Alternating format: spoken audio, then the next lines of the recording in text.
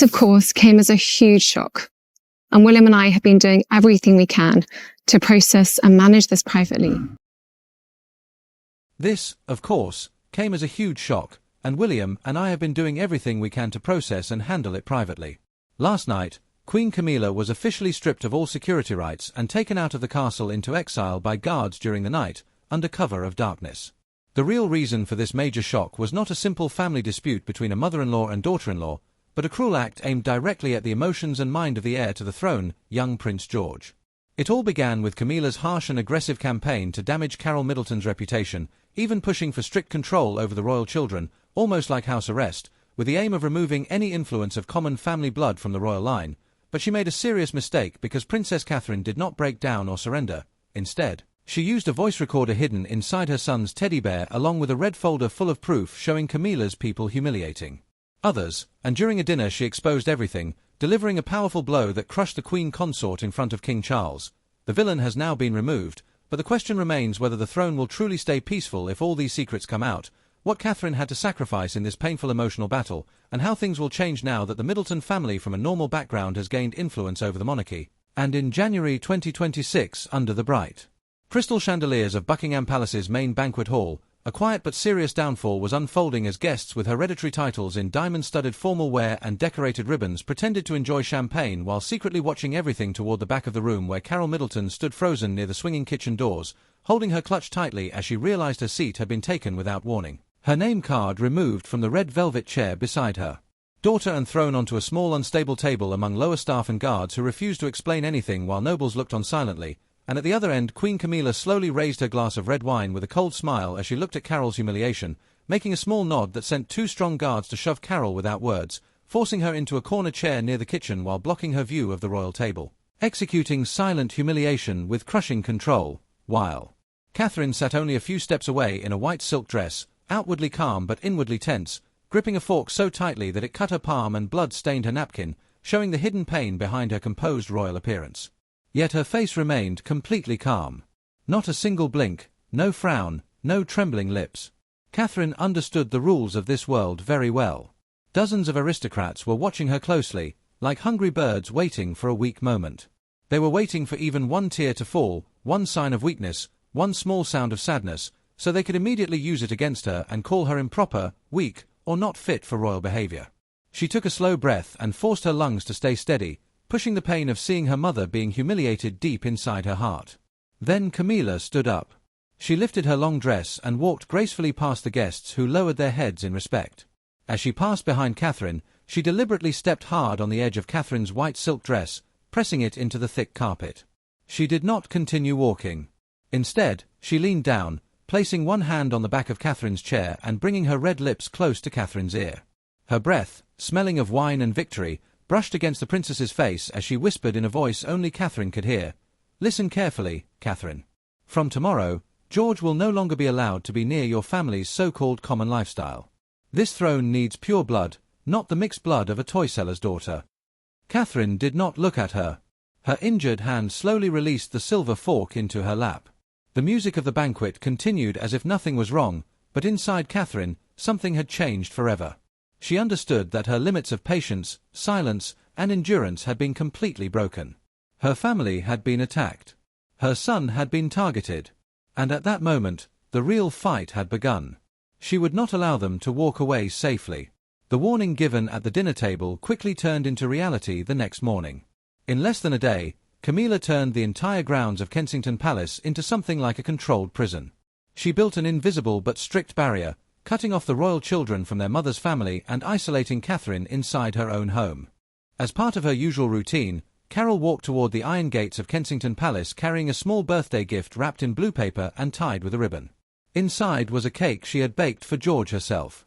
She did not expect special treatment, only a small greeting from the guards as usual. But this time there were no smiles and no familiar faces. The gates were closed tightly. Two harsh-looking guards wearing Camilla's insignia stepped forward to block her way. They were not in normal uniforms but in tight black clothing that showed their strong bodies. One of them suddenly grabbed the gift box from her hands and threw it onto the wet stone ground without saying a word. The box broke open, and the cake inside was crushed, cream mixing with dirt and mud. The guard looked at her with cold contempt and said clearly, orders from above. No outsiders are allowed inside without approval given 48 hours in advance. Leave. We don't allow trash here. Carol stood frozen, staring at the destroyed cake, then at the guard in shock. She stepped forward, trying to explain that she was George's grandmother, but the guard immediately stepped back and pulled out a black baton. He did not hit her, but pressed it hard against her chest, forcing her to step back. He spat on the ground near her foot, turned around, and walked away, slamming the iron gates shut. The loud metal sound echoed, cutting off any hope. But the cruelty did not stop at the gates. Camilla's control had already spread quietly into Prince George's bedroom. When Carol, after exhausting efforts of pleading and waiting for several days, was finally allowed to visit her grandson for just a few minutes, she realized this place was far more cruel than she had ever imagined. Every step she took inside the palace was watched. Even worse, one of Camilla's men did not stay outside the door as rules required. Instead, he boldly entered the child's bedroom. He stood in a corner with his arms crossed, staring coldly at every movement of the grandmother and grandson. The room, though large, suddenly felt tight and suffocating. Each time Carol tried to open her arms to hug George or lean in to kiss his cheek, the guard moved closer. He deliberately struck his heavy boots against the wooden floor, making loud, threatening sounds. His eyes stayed fixed on the child, full of warning, as if ready to punish him at any moment for showing love to his grandmother. George was terrified. The 12-year-old boy, usually full of energy and smiles, began to change in a worrying way. He curled up in the corner of his bed, holding his knees tightly, biting his fingernails so hard that the skin around them started to bleed. He could not look at his grandmother. He could not even accept the small wooden toy she offered with shaking hands. Fear and constant pressure had completely taken over his young mind. The future king was being emotionally broken inside his own room. Far away, in her quiet and luxurious study at Clarence's house, Camilla sat comfortably with her legs crossed on a soft chair. She held a cigarette between her fingers and calmly read daily reports sent by her helpers. She read about the cake being thrown away, and about George biting his nails until they bled. A satisfied smile formed on her lips as she touched her large emerald ring. She believed she had completely destroyed the Middleton family's strength. Camilla was convinced that Catherine, coming from a simple background and inexperienced in palace politics, would soon break down, scream, lose control, and give them the perfect reason to remove her from the royal family by calling her unstable. But she was wrong. A serious mistake. Her pride had made her blind, and she did not realize she had awakened something powerful inside Catherine. Unlike what Camilla expected, Catherine did not cry or shout. She did not destroy anything or run to Charles in panic. She did not even confront Camilla directly. Instead, under the constant pressure and watchful eyes, Catherine quietly changed. She stopped appearing as a fragile princess and became silent, controlled, and observant. She moved carefully through the shadows of her own home, gathering every piece of hidden truth like broken fragments to form something dangerous and precise. In the deep night at 2 a.m., Catherine stood quietly behind her bedroom door, holding her breath and listening to the footsteps of the guards. There was a short 45-second gap when patrols crossed paths. The moment the last step faded, she moved instantly, slipping silently through the hallway like a shadow. She entered George's room without making a sound. The child was asleep from exhaustion, small drops of sweat on his forehead, still holding tightly onto his blanket. Catherine did not wake him. She slowly bent down and gently took the old brown teddy bear from his arms, the same one he always held when he was scared. She moved into the darkest corner of the room where the light could not reach. From her coat pocket, she took out a small metal box. Inside was a razor blade and a tiny electronic device no bigger than a fingernail. It was not official police or intelligence equipment, but a special recording device secretly delivered to her by William's trusted security team.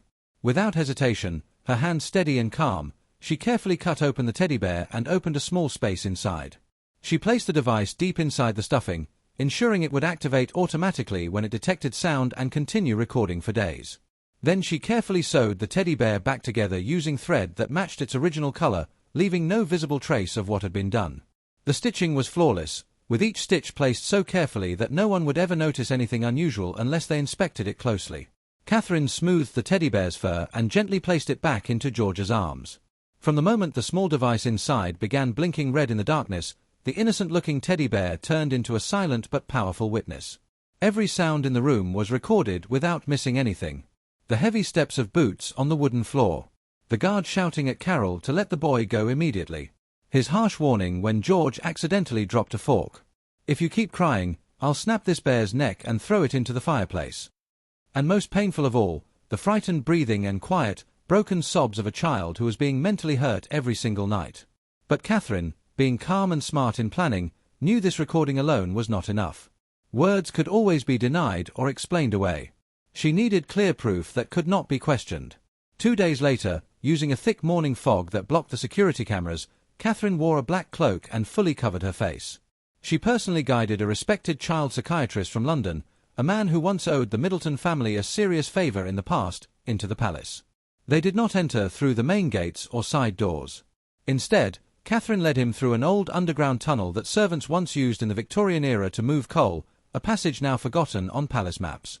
The full examination took place inside a damp and hidden cellar, completely out of Camilla's reach.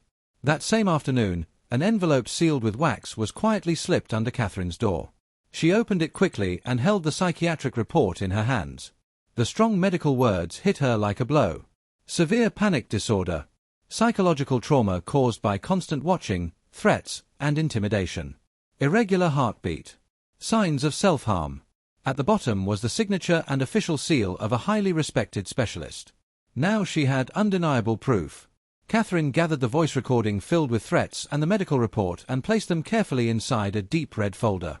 This red file was no longer just documents, it was a dangerous weapon waiting to be used. She hid it in the basement storage room, under a broken crib, inside a secret hollow space, and nailed the wooden plank back in place. Meanwhile, Camilla, sitting in her luxurious room, still believed Catherine's silence meant weakness and surrender. She had no idea that Catherine was preparing something far more dangerous in the dark. The red file continued to grow in importance under layers of dust, while Catherine carefully controlled her anger and planned her next move. She knew that if she acted too early, Camilla would deny everything, blame her guards, and escape with a small punishment. That was not enough. Catherine wanted complete proof, something that could destroy Camilla's power entirely and strike at the deepest fear of the monarchy. On a stormy night with heavy rain and lightning over London, Catherine locked the study door and faced William under a dim light. She did not cry or explain too much. William looked into her eyes and understood everything. He gave a small nod and immediately activated a hidden network of trusted agents, men who were not part of the royal system, not in uniform, and completely unknown to Camilla's influence. Their mission was not to break in, but to secretly follow Camilla's guards in public. For 1 full week, they disguised themselves as ordinary people in the streets, quietly recording every movement of the guards around the palace using hidden cameras. Soon, the results of this secret operation were delivered to Catherine. Clear black and white footage was placed carefully on the wooden desk. Catherine locked the door and turned on her computer screen. The video footage was slightly shaky, but it clearly showed everything in disturbing detail. In the recording, strong guards wearing the Queen Consort's metal insignia on their chests were openly using force against civilians. They did not use weapons, but instead used their shoulders and elbows to push people standing near the palace fences, people who had come just to wave at the royals. The video zoomed in on one guard grabbing a bouquet of roses from a middle-aged woman with freckles. She looked very similar to Carol Middleton. He threw the flowers into a muddy puddle and crushed them under his heavy boots. The guard captain's mouth movements were clearly visible as he spoke harshly, "You trash! You middle-class filth are polluting the royal air. Get out of the Queen's sight." The guards continued using insulting language while pushing and hurting ordinary people. Catherine clenched her teeth as she watched, her jaw tight with anger. Without hesitation, she took the footage and printed the clearest frames as color photographs. She carefully placed them into the red file and stacked them together. This was no longer just evidence, it was the strongest weapon in the entire conflict. Camilla was not only attacking the Middleton family with pride and cruelty, but also humiliating ordinary citizens, the very people whose taxes supported the monarchy and allowed her to live in luxury. Catherine slowly ran her fingers over the cover of the file. Now she held something powerful enough to destroy everything, the anger of the public itself. The red file was no longer just filled with a child suffering, it now carried the weight of a public scandal that could bring down the Queen Consort. The trap was ready, the weapon prepared, and the final moment was approaching. March 2026. Winter in the Scottish Highlands continued with sharp, freezing winds. Inside Balmoral Castle, the atmosphere felt even colder and more tense. Catherine had requested something unusual, a completely private dinner in a small room in the West Wing, normally used only for secret family discussions. Only 4 people were present, King Charles, Prince William, Queen Camilla, and Catherine herself. No guards were allowed nearby, and no servants were permitted inside. At exactly 8 p.m., Camilla entered the room wearing a heavy mink coat, with a layered pearl necklace shining under the soft yellow lights. She walked with confidence, her eyes briefly passing over Catherine, who stood quietly near the table. Camilla moved to sit down, ready to make a sarcastic comment about this strange meeting. But before she could speak, William suddenly turned away and walked to the door. He locked it firmly and removed the key, putting it into his pocket. The room was now completely sealed, with no exit. Camilla frowned and looked sharply between William and Charles. "What is going on here?" she demanded, striking her hand on the glass table. No one answered. Catherine stepped forward calmly. She carried nothing except one thing, the red file. Without speaking, she slammed it onto the table. It burst open from the impact. She took out a small black recorder and pressed play. A cold, harsh voice filled the room. The voice of the guard repeated cruel words about George, calling his family trash and threatening to harm his teddy bear if he cried. Then came the soft, broken sounds of the child, his fear, his panic, his helpless sobs. The sound filled the room like a wound opening in the air. Camilla's face changed instantly. Her expression tightened, her makeup unable to hide the tension rising in her face. She stood up quickly, reaching out with her jeweled hand toward the recorder. "You dare make this up!" she shouted angrily. Camilla screamed and pointed her finger directly at Catherine's face. "Those guards acted on their own. They secretly threatened the children. It has nothing to do with me. Did you bring this garbage here just to frame the Queen?" But Catherine sharply pushed away the arm that was shaking in anger. She did not even look at Camilla. Her eyes, cold and sharp like a blade, stayed fixed on King Charles. She pulled the psychiatric report from the red file and slid it across the glass table until it stopped right in front of him. "Look carefully," Catherine said. Her voice was not loud, but it was deep and chilling. "This is what she is doing to the heir to the throne. She is destroying the mind of a future king with her cruel hatred. A 12-year-old child biting his nails until they bleed inside his own room." Charles looked down at the report with the red official stamp. His old hands began to shake as he gripped the chair. The truth was now impossible to deny. But Catherine knew this was not enough. If she stopped here, Camilla would still try to escape responsibility by blaming the guards. Just as Camilla opened her mouth to speak, Catherine pulled out the final and most dangerous part of the red file. She grabbed a stack of printed photos and threw them into the air.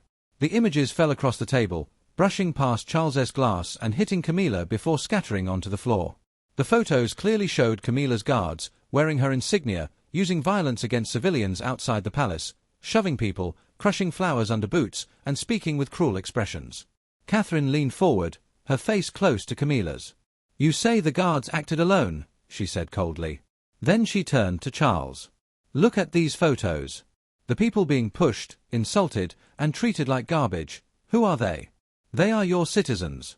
The middle class. The people who pay for this palace with their taxes so she can wear that coat." Her voice grew harder with every word. "She did not just insult my mother. She is attacking and humiliating the very people who support this throne. And by doing that, she is lighting the fire that will destroy everything." Charles stared at the photos, his face changing completely as his calmness broke. The fear of losing the monarchy overwhelmed everything else. He understood clearly, he could ignore family conflict, but he could not ignore public anger. If these images became public, the monarchy would collapse. "Choose now," Catherine said firmly. "Either you remove her tonight, or by tomorrow morning all of this will be in the hands of the world's press." Charles suddenly stood up, shaking with rage. He grabbed the photos, crushed them in his hand, and threw them at Camilla. "You are not protecting the royal family," he said through clenched teeth. "You are destroying it." Camilla stepped back until she hit the wall, her face full of panic and her makeup ruined. She reached out weakly toward Charles, trying to hold on to him, but he pushed her hand away and turned his face. There was no more sympathy left. Catherine's evidence had destroyed the final weakness in the king's heart. There was no negotiation, no apology, no cover-up. That night at Balmoral, judgment was final. Charles walked toward Camilla and personally removed the master security keys from her dress, tearing the fabric in the process. He then turned and threw the keys to William. "Remove her from here immediately," he ordered coldly. William caught the keys and walked to the door. 4 strong guards entered the room from the corridor. They no longer showed respect or loyalty. In their eyes, she was no longer queen, only someone to be taken away. Two massive guards stepped forward and roughly grabbed Camilla under her arms. She screamed like a maniac, thrashing and resisting with all her strength. Her wild flailing arms caused the multi-layered pearl necklace around her neck to catch on the guard's lapel and snap. The expensive pearls broke free and scattered across the carpet, rolling everywhere without mercy. But all her struggle was useless. They pinned her arms tightly and dragged her away down the cold, dark stone corridor. Her piercing screams echoed through the hall, but they ignored her completely. They threw her straight into a black armored vehicle waiting outside with its engine running in the heavy pouring rain. The door slammed shut, locking away all her arrogance and pride. The vehicle roared off into the night, heading toward the remote Raymill estate, which would become her lifelong prison of silence and disgrace, where she would never again be allowed to enter any palace where Catherine's children were present. In the cold rain, her status and pride were completely destroyed. 12 hours later, the next morning, bright sunlight fell on the black iron gates of Kensington Palace. After many long months of fear and silence, the giant gates slowly opened again for the first time. A luxury royal car drove inside along the gravel driveway reserved only for senior royals. The door opened, and Carol Middleton stepped out. Her old nervous and timid behavior was gone. Now she wore a sharply tailored suit and walked confidently up the white stone steps with her head held high. The scar-faced guards who once served Camilla had disappeared without a trace, replaced by new honor guards personally selected by William, standing at attention and saluting her arrival. Catherine stood at the top of the steps in a powerful red dress, while bright camera flashes from the press lit up the scene. She officially announced the creation of a new National Children's Foundation, and at that moment she personally pinned the Supreme Advisor badge onto her mother, Carol. Camilla had been completely removed from power, stripped of every privilege to interfere with the family. Under the name of a charitable foundation, the Middleton family had taken control of the monarchy's strongest protective system. The old corrupt aristocratic influence that despised the middle class had been fully removed. Catherine stood on the balcony and gently adjusted her mother's collar, her cold and steady gaze sweeping across the vast grounds of Kensington. In that moment, there was no place left for toxic royal pride or arrogance. The final survivor of this struggle was not the one born into wealth and velvet luxury, but the one who had the strongest will and the most ruthless determination to protect her family. And now the question remained, was Raymill Estate truly a permanent prison for Camilla's ambitions, or only the beginning of an even more dangerous revenge hidden in the shadows, aimed once again at the children?